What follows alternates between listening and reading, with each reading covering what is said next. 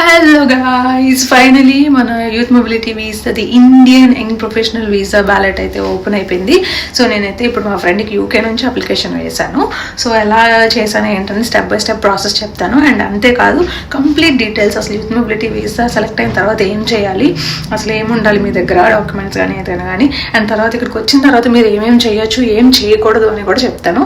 మీరు ఈ youth mobility వీసాని ఎలా యూజ్ చేసుకోవాలి, ఒక మంచి పాత్రలో ఈ 2 yearsని మీరు ఎలా యూజ్ చేసుకోవాలనేది కూడా నేను గైడ్ చేద్దాం అనుకుంటున్నాను. Get into the video.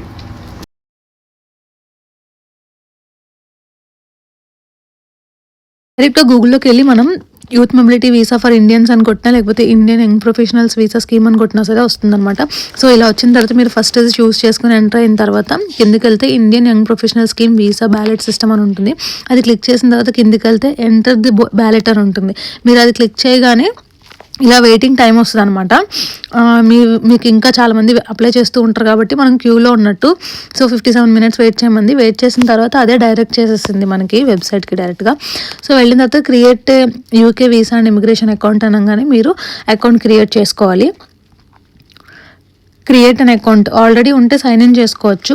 Already మా ఫ్రెండ్కి యూకేలోనే ఉంది కాబట్టి తనకి యూకేవిఏ ఇమిగ్రేషన్ అకౌంట్ ఉందన్నమాట. సో సైన్ ఇన్ అవుతుంది, లేదా క్రియేట్ చేసుకోవచ్చు. సో మీరైతే క్రియేట్ చేసుకుంటే కనుక ఇలా వస్తుంది మీకు అకౌంట్ ఓపెన్ చేయగానే. Who are you creating this account for అంటే, మీరు కనుక మీరు అప్లికేషన్ మీరే పెట్టుకుంటే మీ అని పెట్టండి. ఎవరైనా సరే మీ అని పెడితే ఓకే, వేరే వాళ్ళు చేస్తున్నా మీకు అప్లికేషన్ నో ప్రాబ్లం, మీ అని పెట్టినా. మీ నేమ్, సర్నేమ్ అవి ఇస్తే అది పర్సనల్ డీటెయిల్స్ కింద కన్సిడర్ చేస్తుంది అనమాట. నేమ్ అండ్ సర్నేమ్ ఇచ్చేసి కంటిన్యూ చేయడమే. Next country of nationality Indians. జనరల్గా మీరు వరల్డ్లో ఎక్కడున్నా అప్లై చేసుకోవచ్చు, కానీ నేషనాలిటీ ఇండియన్ అయి ఉండాలన్నమాట.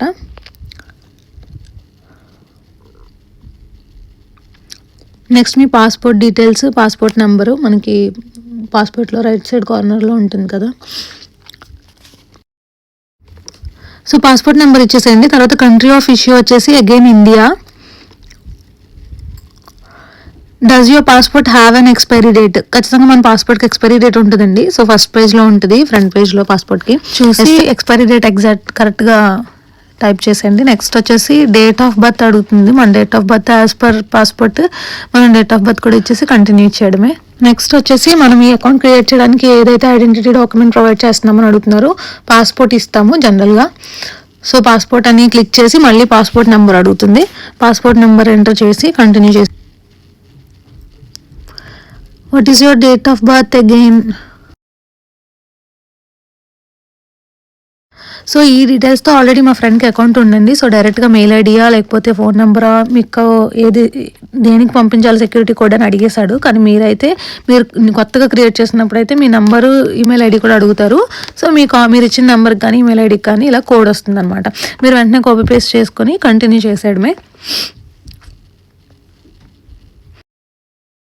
Now it's time to start application. First అయితే కాంటాక్ట్ ప్రిఫరెన్సెస్ ఇచ్చాడు కదండి. ఐడెంటిటీ అండ్ కాంటాక్ట్లో కాంటాక్ట్ ప్రిఫరెన్సెస్ మనం తన mail ID and phone number ఇస్తుంది. సో తనకు మెయిల్ ఐడియే ప్రిఫరబుల్ కాబట్టి మెయిల్ ఐడి ఇచ్చేసింది. కంటిన్యూ. మెయిల్ ఐడి కరెక్ట్గా కదా చెక్ చేసుకొని కంటిన్యూ చేస్తే నెక్స్ట్ వచ్చేసి డిక్లరేషన్, ప్రిపేర్ అప్లికేషన్కి డిక్లరేషన్. ఇది జనరల్గానే లాస్ట్లో మీరు 18 years ఓల్డ్, అబోవ్ 18, బిలో 18 ఏంటి మ్యాటర్ అని అడుగుతున్నాడు. సో 18 అబోవ్ ఉండాలి ఈ వీసా వేసుకోవాలంటే. 18 అబోవ్ అని మెన్షన్ చేస్తుంది అనమాట. తర్వాత ప్రొవైడ్ ఎవిడెన్సెస్ అంటే ఏముండదు, పాస్పోర్ట్ ఉంటుంది. మనం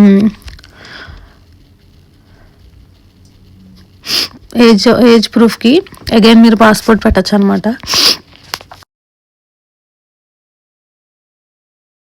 మేము యాక్చువల్లీ ల్యాప్టాప్లో చేస్తున్నాం కదండి, మీరు మొబైల్లో కూడా చేసుకోవచ్చు.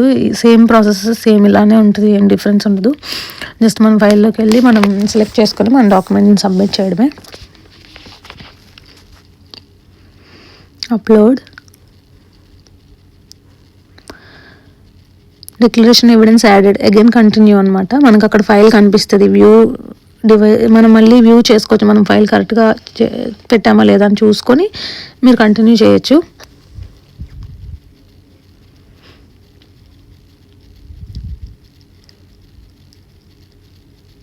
You can confirm. అదే ఒకదాని ఎవిడెన్స్ ప్రొవైడ్ చేసిందని 3 times కన్ఫర్మేషన్ తీసుకున్నాడు వాడు, అంతే.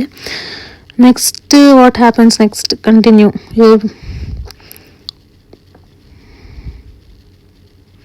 సో ఫైనల్గా అంతా అయిపోయింది. చాలా 3 సింపుల్ స్టెప్స్ చేస్తాం. 4th స్టెప్ వచ్చేసి సబ్మిట్ చేసేయడమే మన అప్లికేషన్ని.